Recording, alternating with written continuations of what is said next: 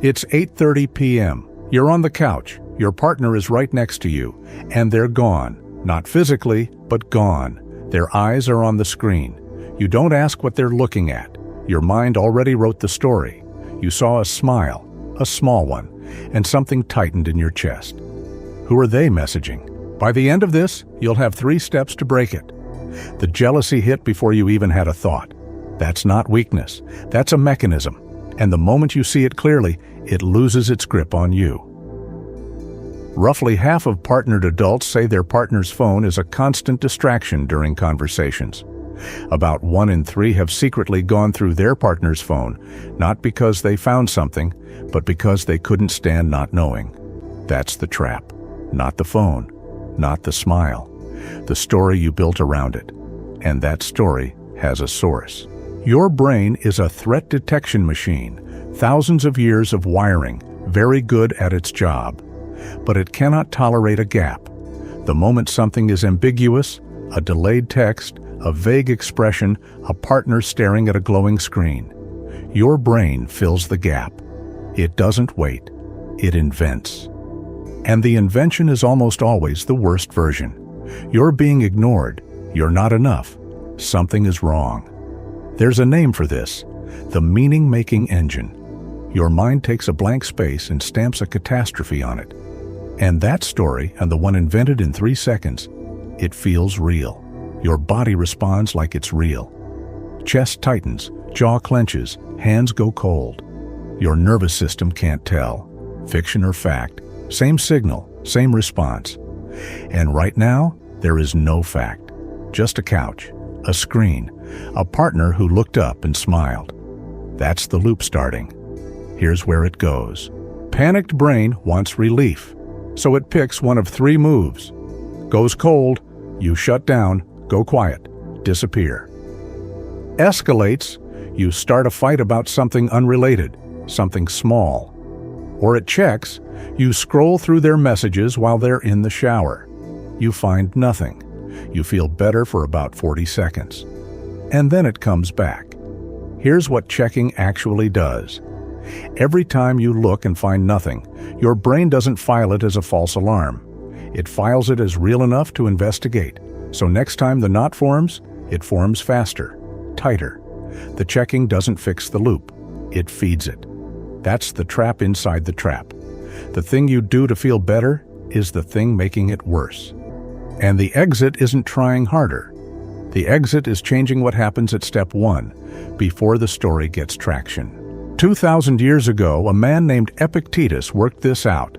He was a slave, no control over almost anything, and he found something most people never do. He said, men are disturbed not by things, but by the views which they take of things. The thing, your partner, the phone, the smile, is neutral, completely neutral. The view is the story you attach to it. And that's where the suffering lives, not in the room, but in the script. Strip it down to what actually happened. Someone looked at a screen. That's it. The rest, you wrote. Your brain doesn't react to reality. It reacts to its version of reality. That's the gap you can work with. Epictetus had another line. Everything has 2 handles, one you can carry, one that carries you down. You grab, they don't care about me, and you're done for the night. You grab, they're tired, this isn't about me.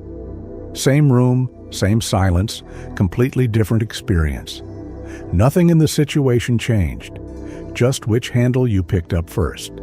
That's where the meaning-making engine breaks, not by fighting it, but by refusing to hand it the catastrophe it's asking for. Now, here's how you actually do that. 3 steps. Step 1. Surgical strip down. The moment the knot forms, stop. Don't say anything. Grab something to write on. Line down the middle. Left. What a security camera would record. They're looking at their phone. Right? What your brain invented. They don't care. I'm losing them. Something's wrong. Look at both columns. Left side is real. Right side, you built that in under 5 seconds. Writing it out breaks the spell. the story stops feeling like the fact. Step 2. Handle check. Look at the left column. Write 3 boring alternatives. Tired, work thing, news. Don't believe them, just write them. One option and you'll talk yourself out of it in 10 seconds. 3 options sitting next to each other. The certainty starts to wobble. That wobble is enough. Step 3. Drop the safety seeking. Don't check the screen. Don't go cold.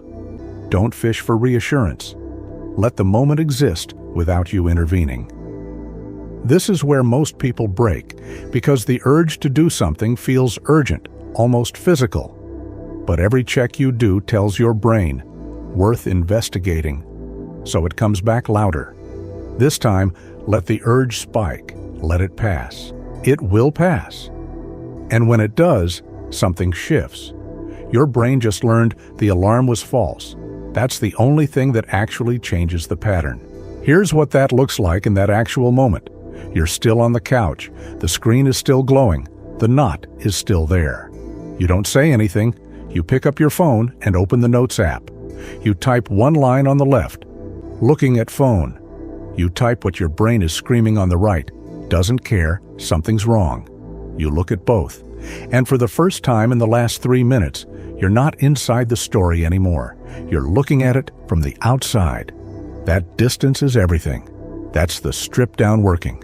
It takes about 30 seconds, and it breaks the spell faster than any conversation you could start right now.